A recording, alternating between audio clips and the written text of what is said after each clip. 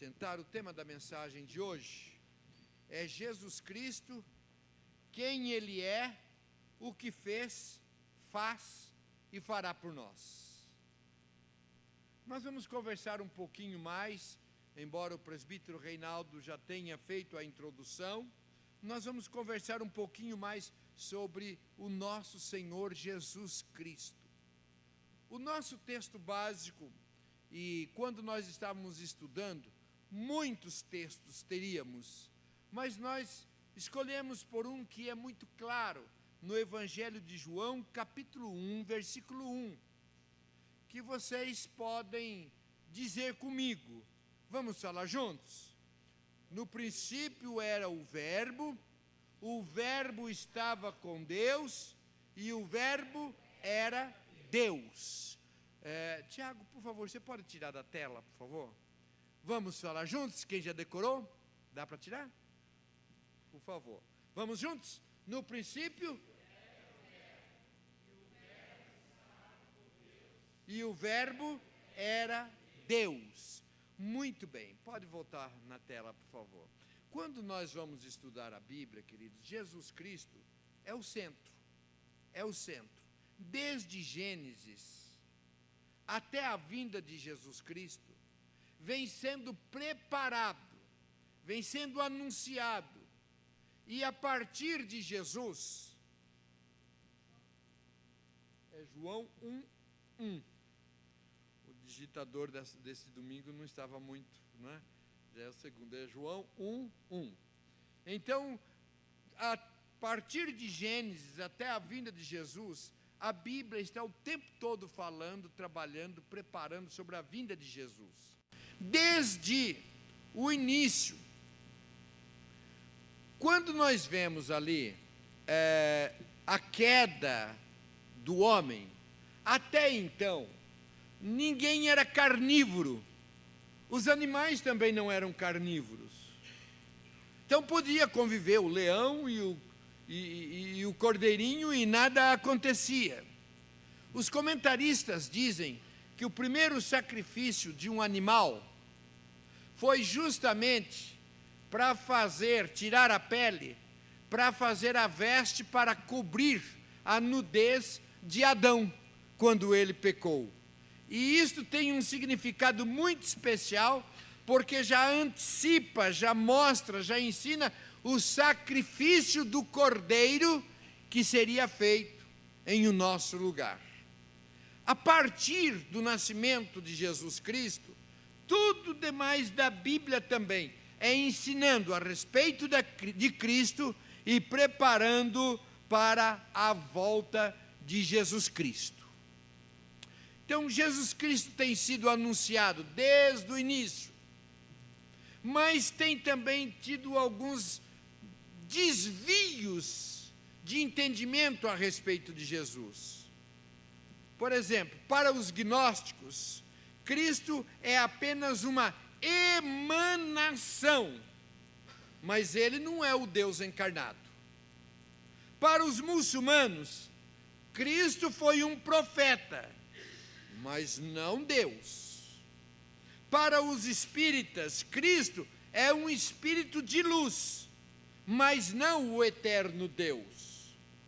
Para os romanos, Cristo é um mediador entre Deus e os homens, mas não é o único.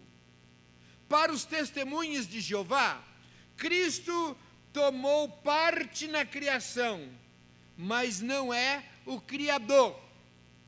E, infelizmente, muitas vezes até para nos meios evangélicos, o nome de Cristo também tem pego um certo desvio. Muito especialmente nos nossos dias, nas chamadas músicas gospel, e que a música faz a doutrina e a teologia. Aliás, Martinho Lutero, um forte no ministério dele e na reforma, foi justamente um número grande de hinos que ele compôs ensinando a teologia e a doutrina bíblica. Senão, a gente tem ouvido algumas músicas gospel, e uma que eu vi esses dias, que eu percebi esses dias, A letra é mais ou menos assim: eu era pobre, mas Jesus me fez rico. Ele é o meu amigão e pode me dar até um avião. Sabe, aí vai nessa distorção toda, sem dizer também que isso se torna perigoso quando a gente, ou seja, nas músicas, ou seja, na pregação, nesse toma lá da cá, que Jesus é só aquele que dá e que está sempre à disposição, eu peço e Ele faz acontecer, que realmente nós vamos ver que Jesus nos abençoa, nos atende, mas quando nós vamos para Jesus só pensando no que Ele tem para nos dar, fica perigoso, porque se uma hora Ele não atende mais a nossa oração do jeito que a gente quer, porque Ele pode responder, sim, toma, Ele pode responder, calma, espera, ou Ele pode falar não. E se eu vou a Jesus somente com aquele que me dá tudo que eu quero, e uma hora Ele fala não, aí eu falo também, não quero mais esse Jesus, estou de mal. Briguei com esse Jesus. Eu pedi e Ele não me deu. Sabe, eu tenho visto isto acontecer muitas vezes e em várias ocasiões. De quando em quando a gente encontra alguém revoltado com Jesus, porque o pai, a mãe, um parente, um filho estava doente, e orou, e a pessoa morreu. E a pessoa fica brigado com Jesus, porque Jesus não respondeu a oração. Quem é Ele? Que direito que Ele tinha de levar o meu filho tão jovem, o meu pai que eu amava tanto? Então é uma doutrina perigosa quando se entende Jesus desta forma. Nós não vamos a Jesus pelo que Ele tem para nos dar, mas pelo que Ele é. Isso é importante que nós entendamos, porque a grande maioria das pregações de televisão, rádio, é nesse sentido, vamos que Jesus, Ele pode dar, Ele tem, e é isso mesmo, queridos, mas a nossa primeira motivação não é pelo que Ele pode nos dar, é pelo que Ele é. E quem é Jesus? A Bíblia diz que Ele é verdadeiro Deus. Tudo que Deus é, Jesus o é igualmente. No princípio era o Verbo estava com Deus, e o Verbo era Deus. A parte de Jesus, a imagem do Deus invisível, não pode ser visto pelo ser humano. Em Cristo, Deus, o Deus invisível, tornou-se visível e palpável. Então, daqui para frente, nós vamos ver muitos textos bíblicos.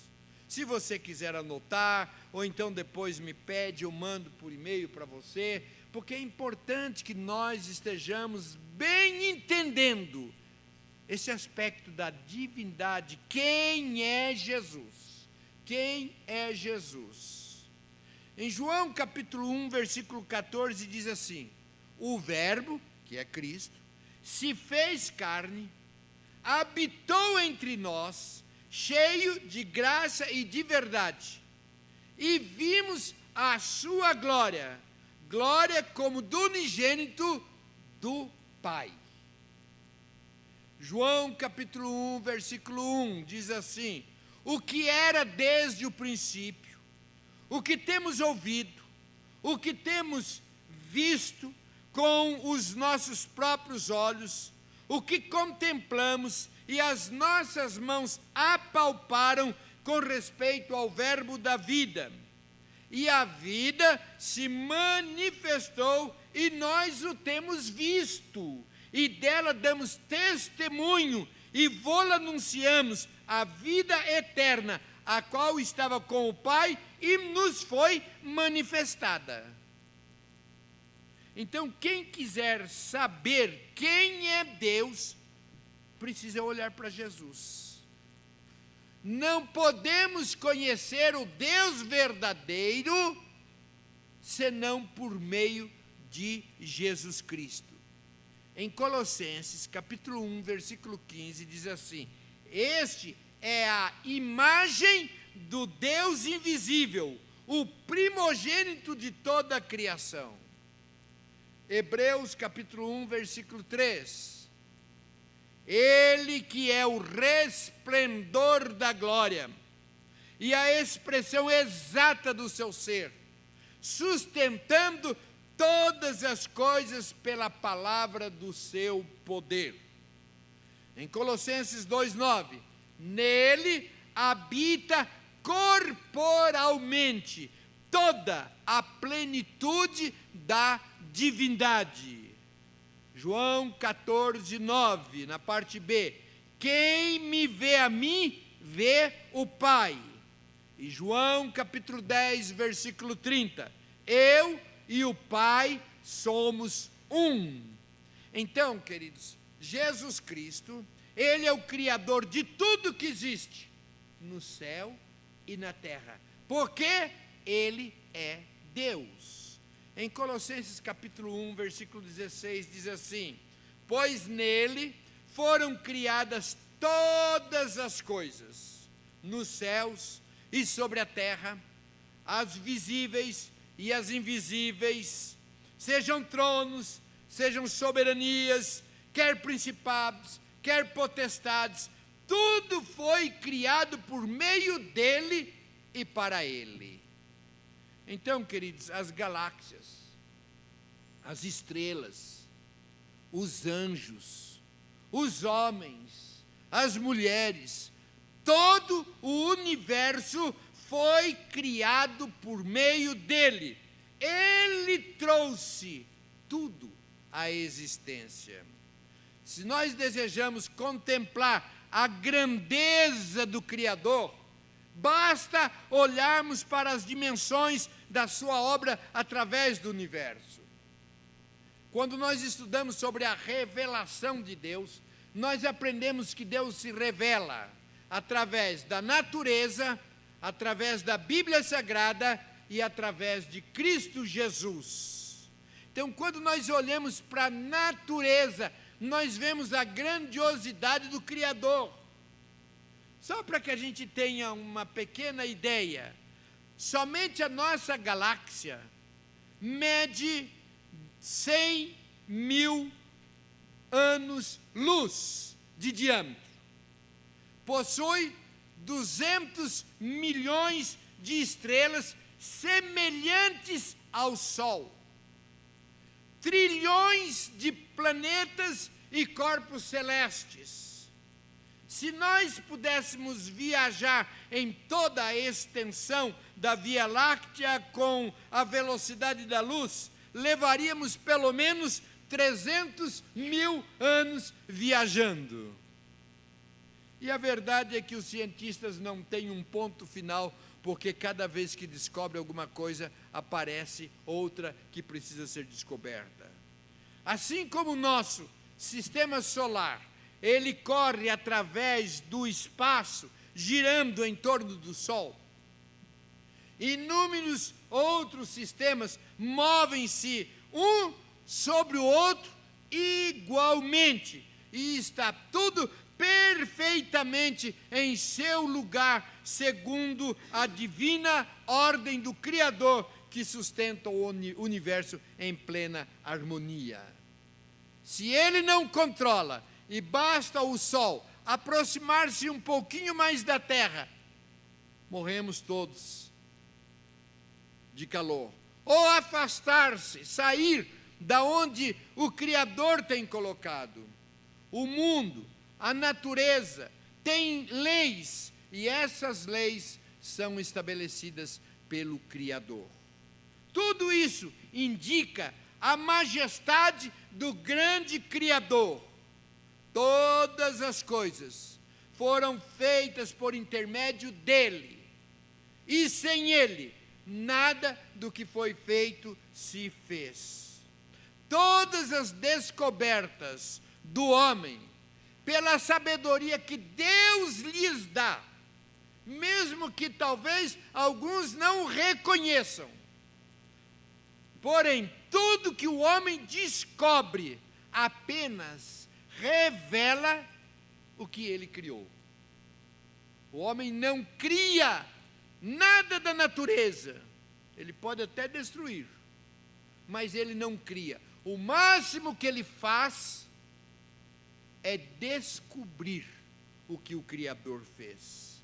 Em Colossenses capítulo 1, versículo 16, que nós já lemos, diz: tudo foi criado por meio dele e para ele. Então, todo o universo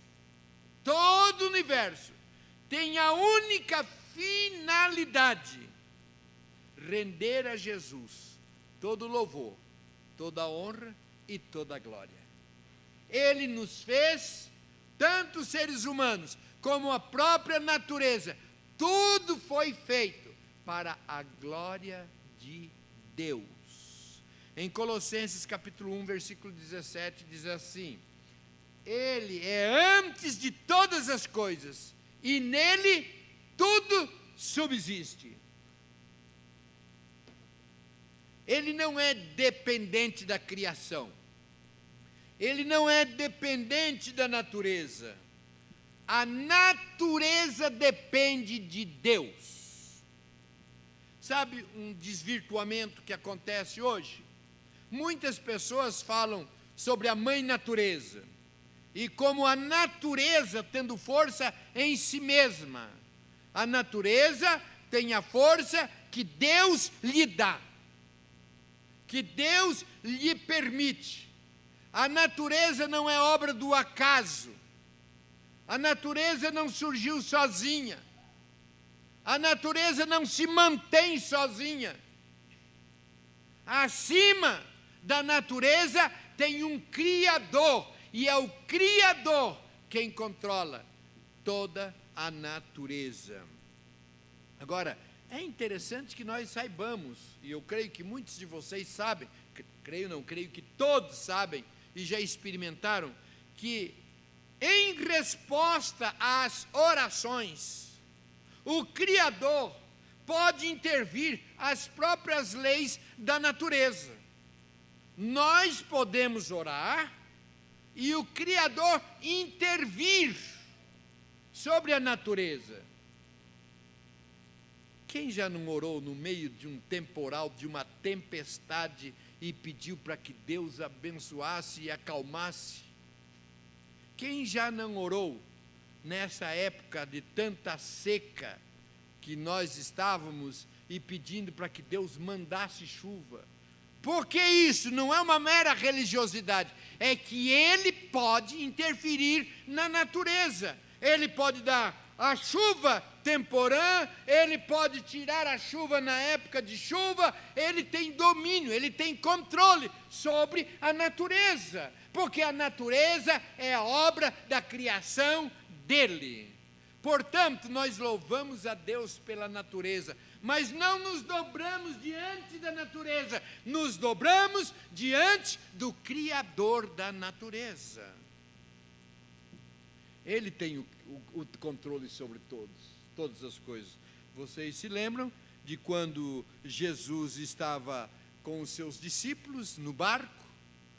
O próximo slide, por favor. Ele estava com os seus discípulos no barco e sobreveio uma grande tempestade. E ele dormia. Mais um, por favor. E ele dormia. É Mateus 8, 23 e 27, por favor.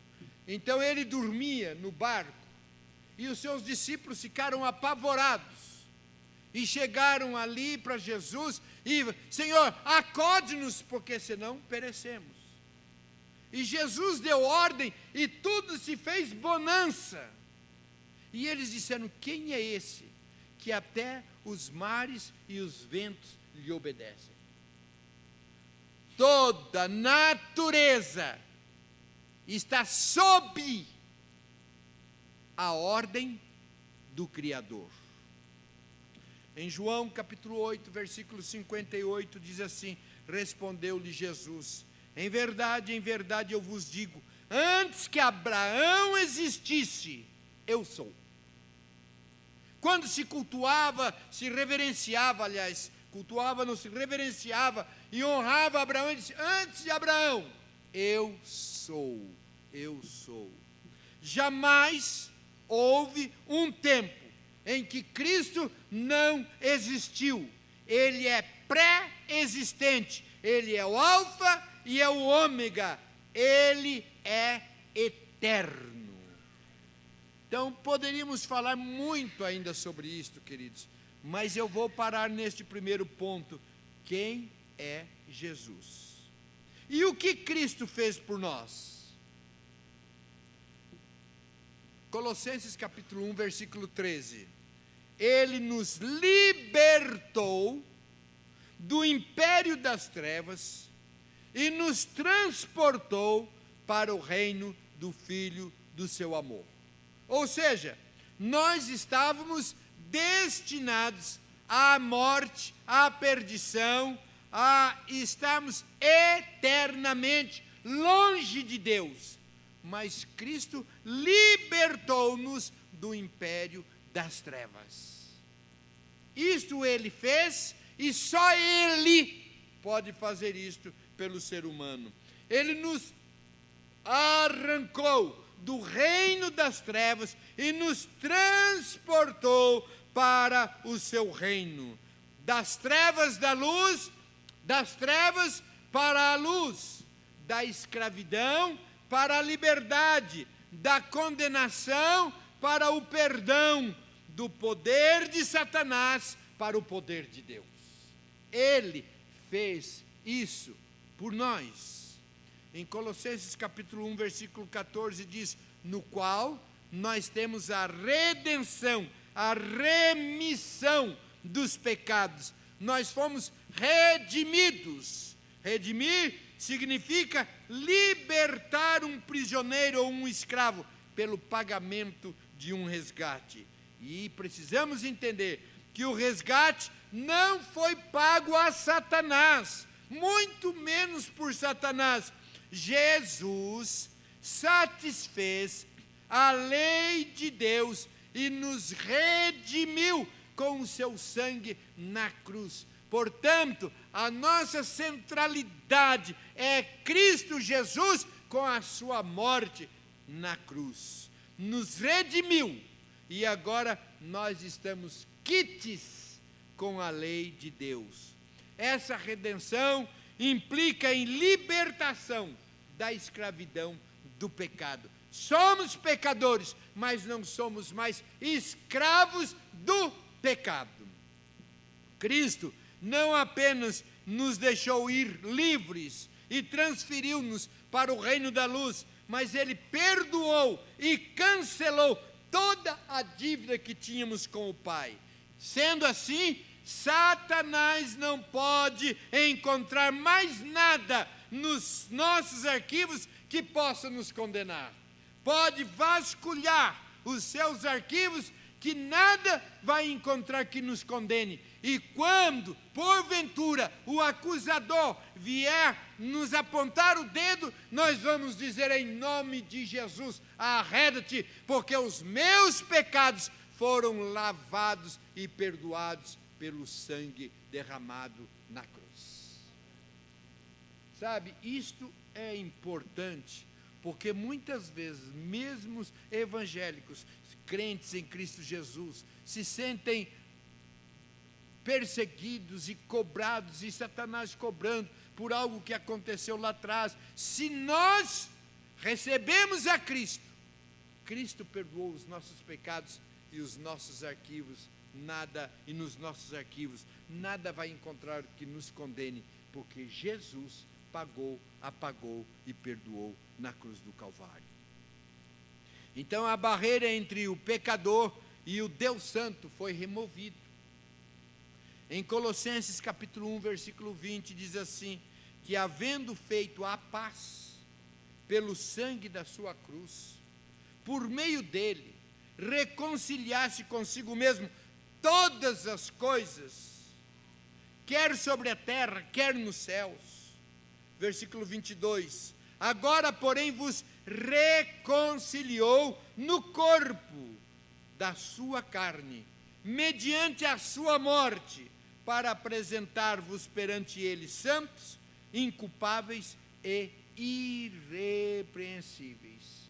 Isto é o que Ele fez por nós, na cruz do Calvário. Se precisamos estar sempre nos lembrando, não podemos deixar que esse entendimento claro ofusque o nosso entendimento e a nossa fé.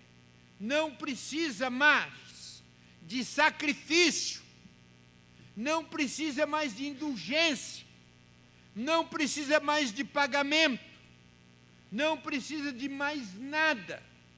Esse foi um dos desvios que foi reajustado na reforma, este entendimento que Cristo é suficiente. Não precisa de mais ninguém e nada mais a não ser Cristo Jesus.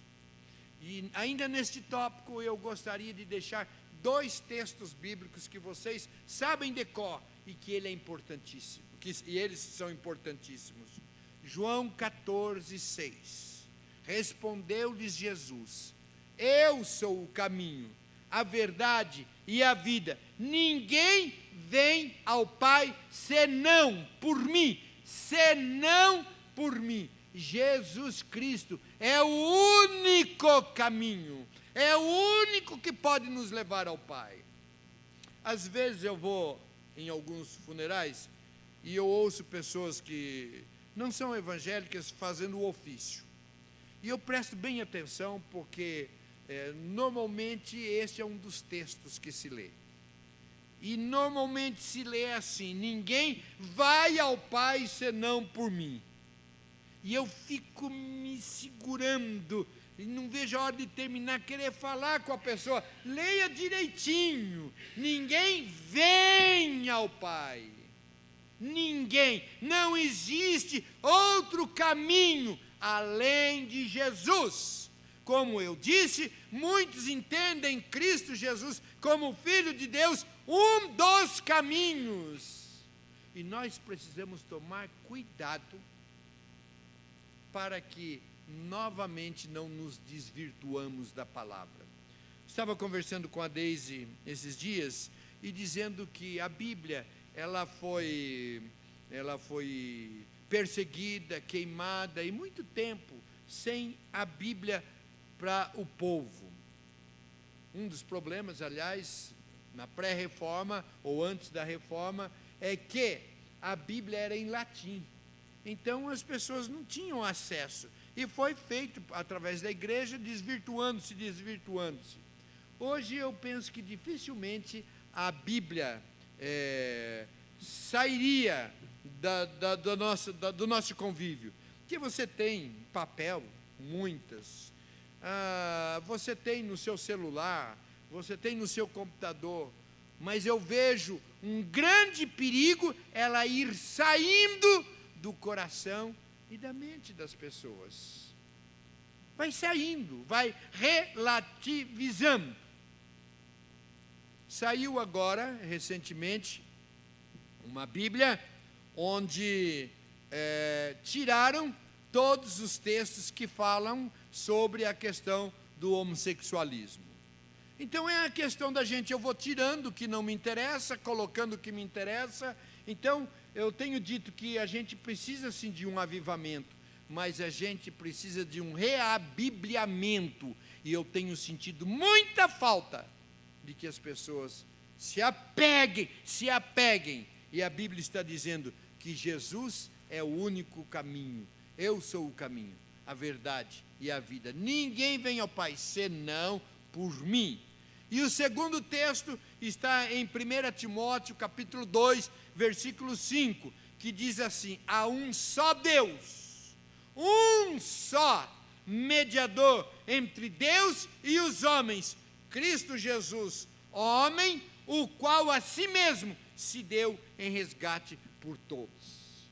Depois de 500 anos pregando e anunciando que há um só mediador, eu digo 500 anos depois da reforma. Antes da reforma já tinha esse texto bíblico, mas ficava somente entre os clérigos.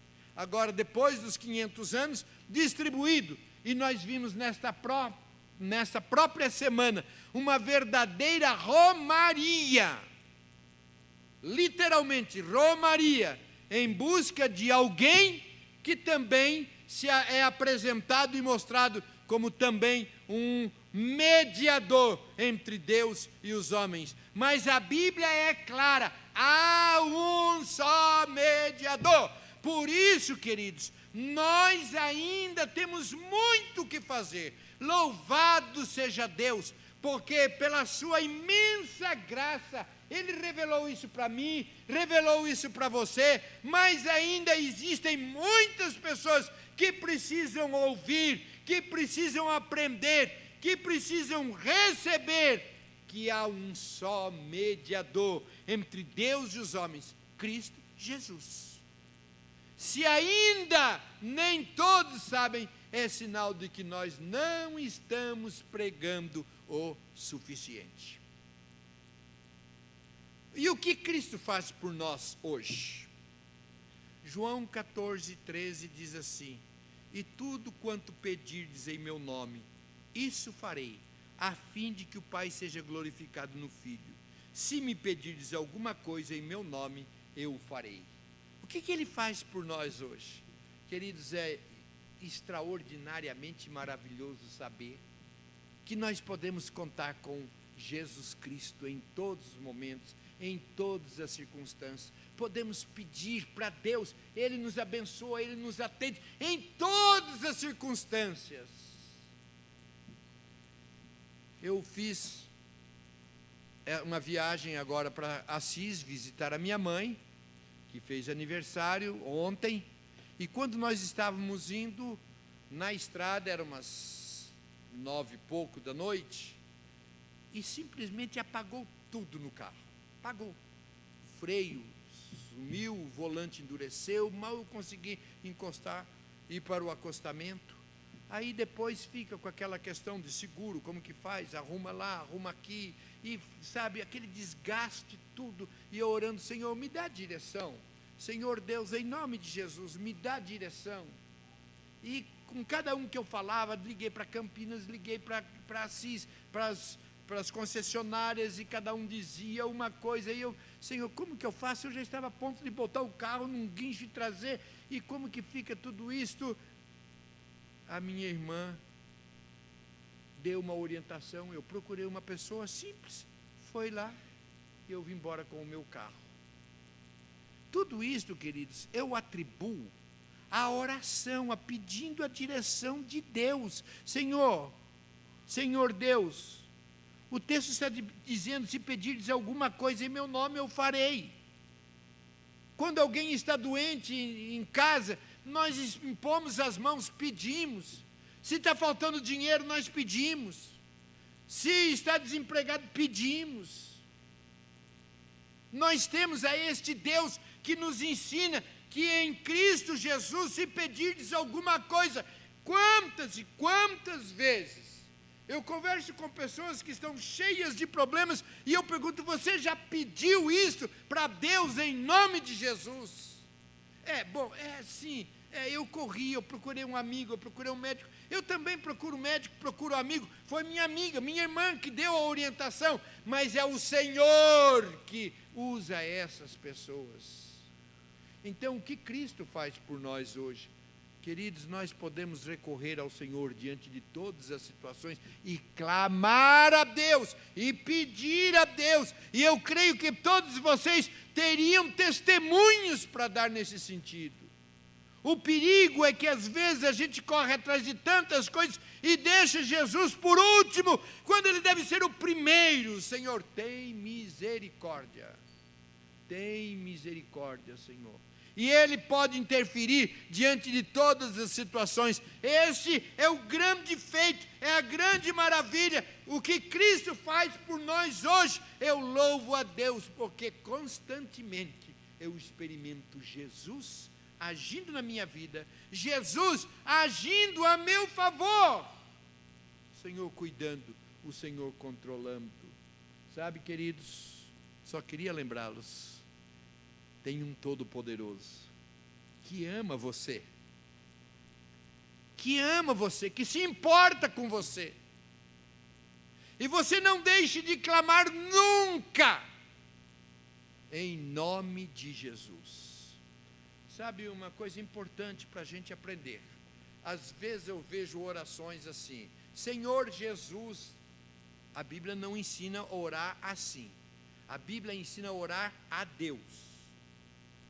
E às vezes eu ouço orações também: Senhor Deus, faz isso, Senhor Deus, amém. A Bíblia nos ensina que nós oramos ao Pai em nome de Jesus. Pelos nossos pecados, nós não estamos em condições de chegar diante do Santíssimo. Nós chegamos por meio de Cristo Jesus, que estabeleceu a ponte entre nós e o Pai. Então, queridos, embora o próprio Jesus seja Deus, Ele é o que faz a ponte entre nós e o Pai. E o Espírito Santo nos ilumina nas nossas orações. E o que Cristo fará por nós?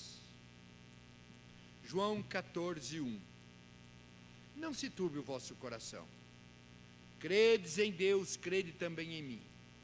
Na casa de meu Pai há muitas moradas. Se não for assim, eu vô-la teria dito, pois vou preparar-vos lugar. E quando eu for e vos preparar lugar, voltarei e vos receberei para mim mesmo, para que onde eu estou, estejais vós também. O que Cristo fará por nós? Ele já foi preparar um lugar, para quando a nossa vida terminar aqui, nós continuaremos eternamente com Ele. Mas o único que pode nos levar para o céu é Jesus Cristo. Não adianta pedir para outro, não adianta você ser muito legalzinho, joinha. Deve ser sim, mas não é isso que vai garantir a sua salvação. Não adianta fazer algum tipo de pagamento, não há vela nem choro, e nem tampouco interceder em favor daqueles que já foram. Nós, enquanto estamos aqui, tomamos a nossa decisão por Jesus, e Ele diz: olha, eu vou preparar um lugar para você, voltarei e levarei você para estar comigo, para que onde eu estiver você esteja também. Este é o amor de Jesus para comigo e para com você. Quem é Jesus? Ele é o Deus que se fez homem e habitou entre nós. O que Ele fez por nós?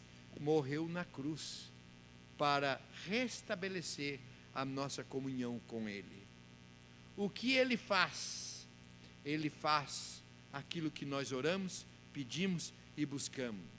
O que Ele fará? Ele nos conduzirá para a eternidade. Solos Cristo.